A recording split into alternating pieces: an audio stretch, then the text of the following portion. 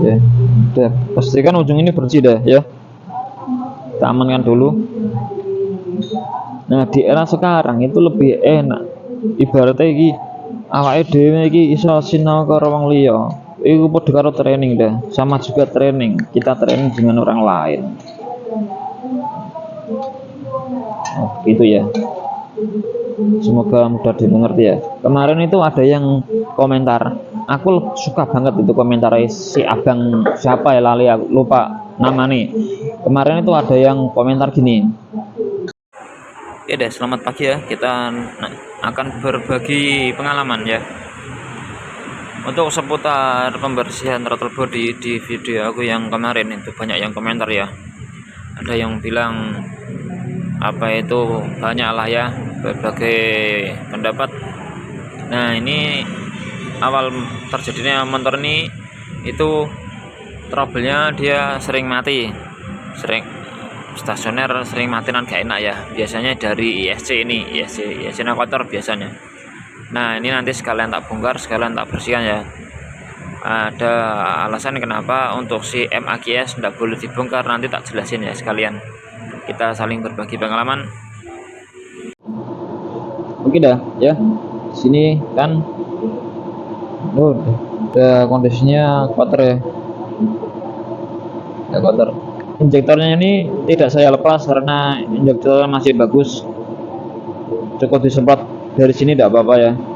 Nah ini dah, iya ISC ini kita lepas dulu, kita boleh bersihkan. ISC ini boleh, emang harus dibersihkan ya, karena faktornya tadi si stasionernya susah dah. Nah ini kita buka dulu.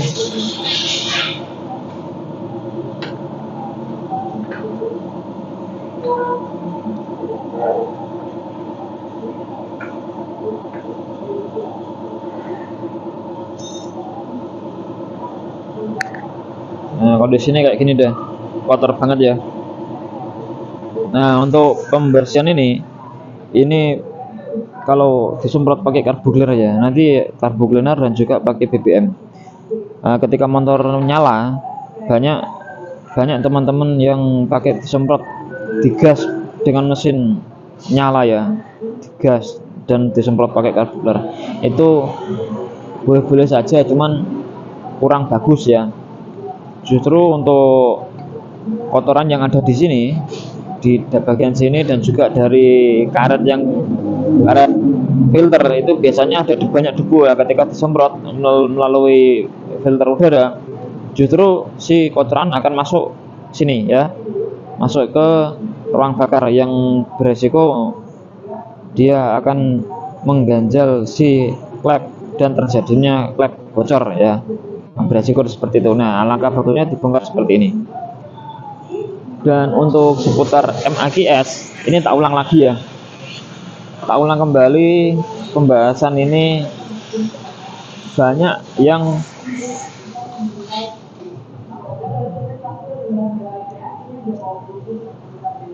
lebih pintar dari saya komentar ya, banyak yang terima kasih karena dapat ilmu baru dari saya ya.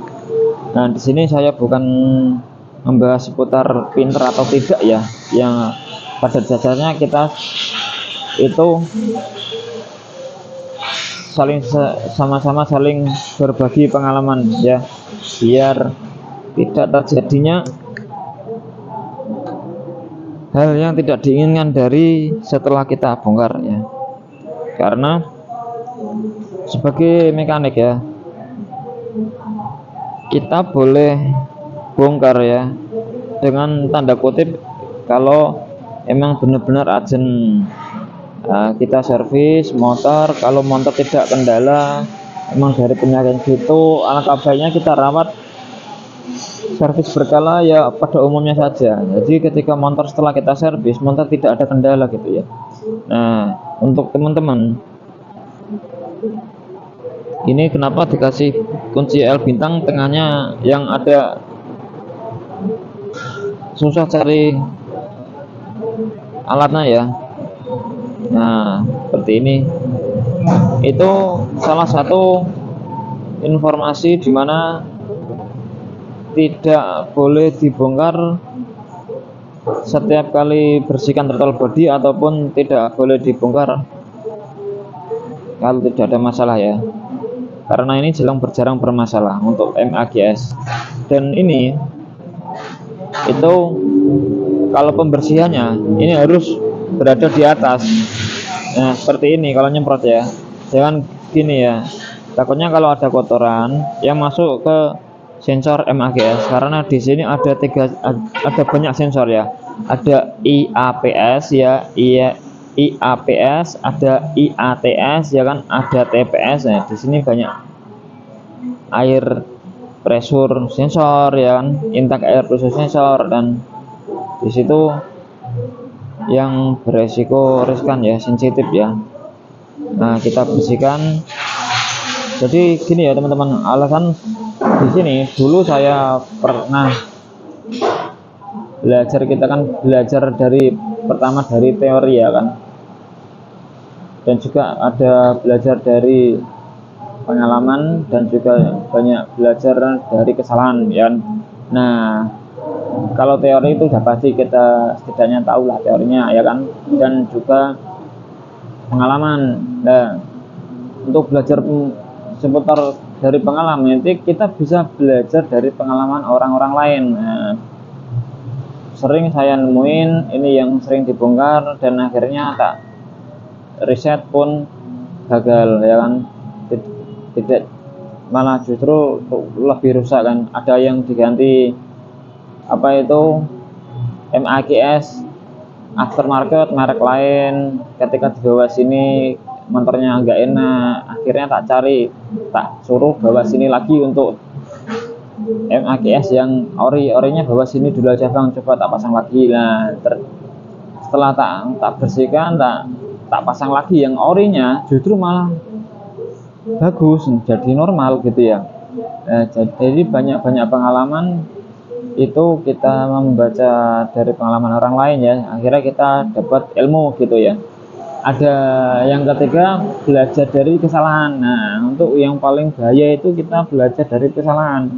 Karena apa? Kita tidak mau belajar dengan apa itu pengalaman orang lain ya kan, kita tidak mau belajar dan merasa kita paling pintar ya kan, akhirnya ini dibongkar.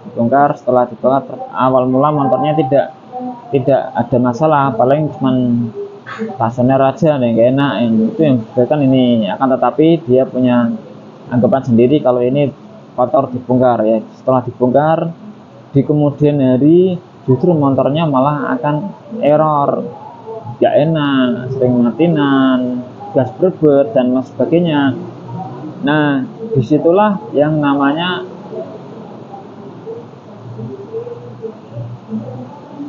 kesalahan dari belajar dari kesalahan.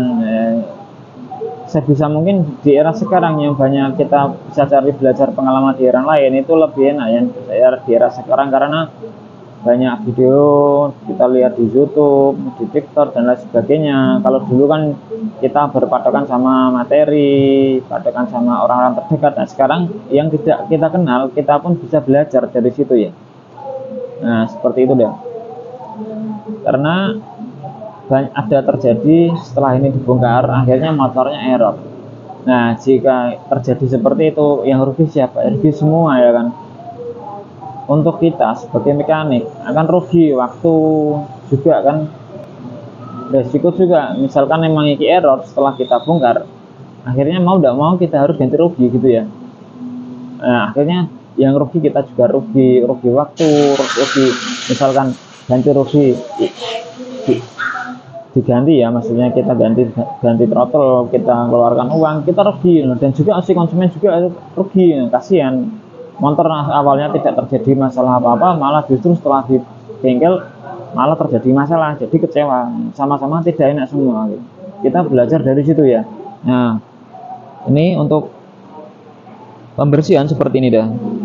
Ini tak bersihin dulu ya. Ini yang ISC, ini lepas dulu ya,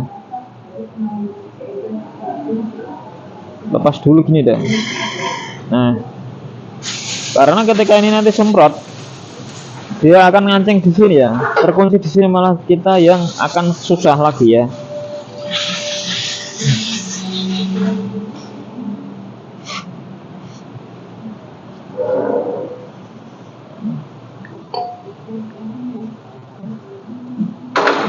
gini dah ya. Karena di era sekarang itu kita lebih mudah belajar dari pengalaman orang lain, lebih mudah dah. Di era banyak konten ya kan, edukasi kita jauh lebih enak. Dulu aku belajar sebelum ada video-video seperti itu ya, itu training. Ketika training kan yuk ada video nih kan ya, edukasi lewat training ya.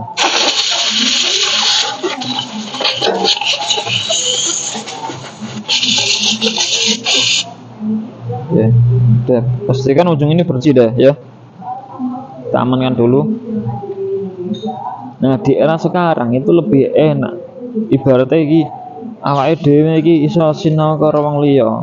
Iku padha karo training dah. Sama juga training. Kita training dengan orang lain. Oh, gitu ya.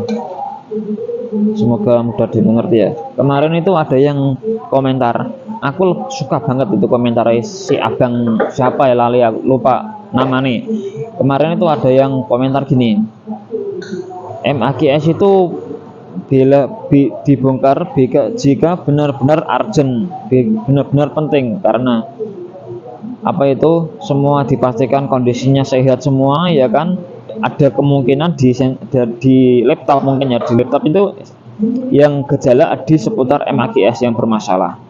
Nah ini dia itu komentarnya gini, kalau emang penting banget ya kan, tertera yang masalah itu seputar ini, dan spekulasi yang punya motor dikasih tahu ini coba dibongkar, dibersihkan, misalkan nanti berhasil sehat motornya, berarti ya alhamdulillah gitu ya. Misalkan ini dibongkar, dibersihkan masih sama ataupun bahkan lebih buruk, nanti siap ganti throttle gitu ya. Nah aku lebih suka teman-teman yang punya pemikiran seperti itu.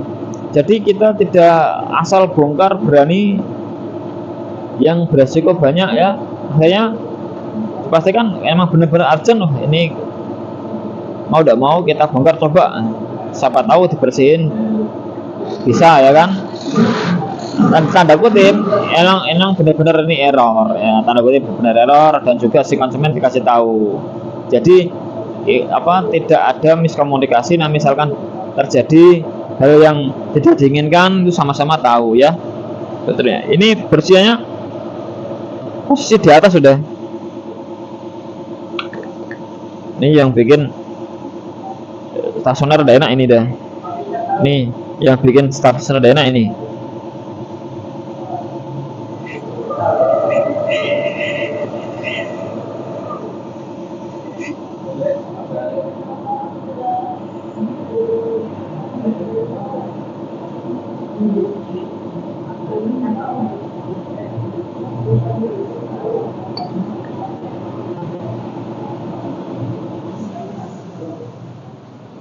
Dan juga hati-hati ya nek nyemprot goa karbu cleaner dah.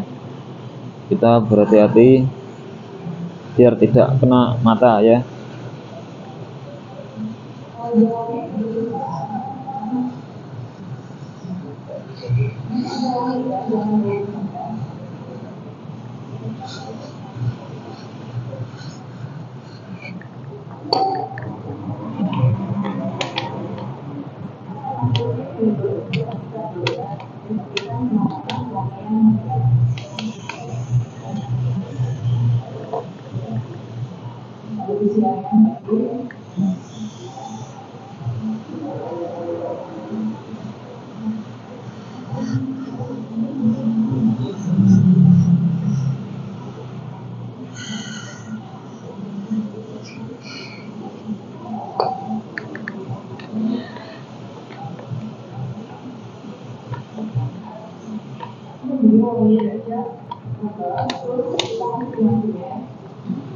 Seperti ini dah ya.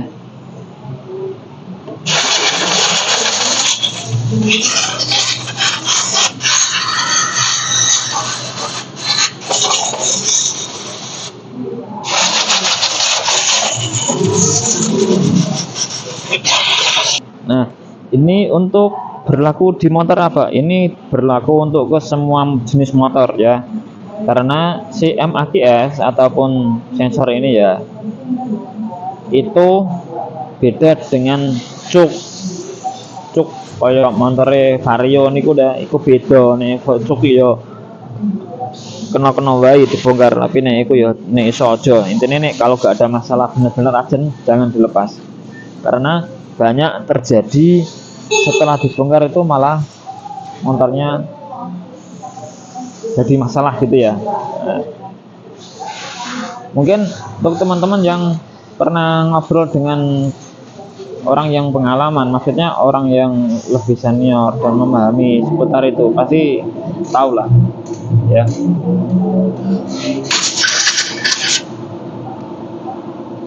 Oh, kotorannya kayak gini dah. Oke toh. Nah, baru kita pasang ini. Pemasangan ini ya kan,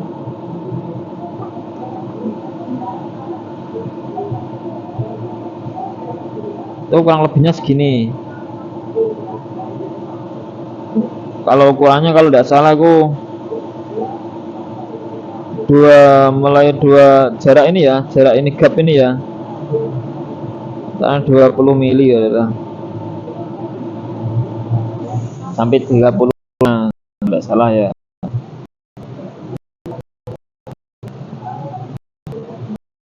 Ini di seperti ini, senar ke kanan, nanti tinggal ini ya, di setel.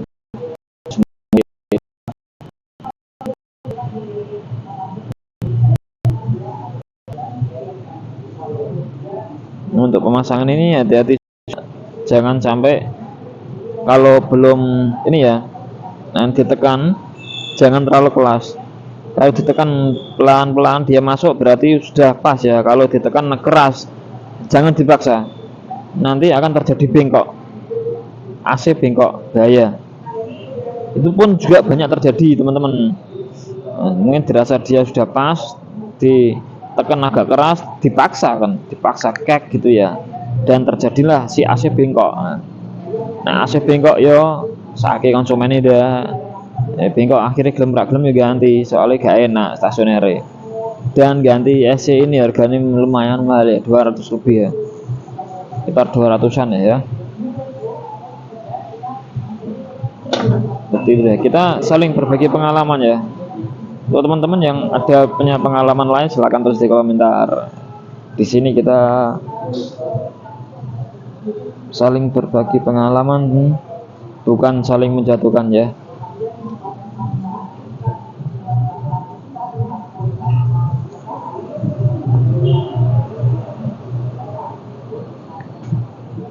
Oke deh, sekelas info seperti itu. Ini nanti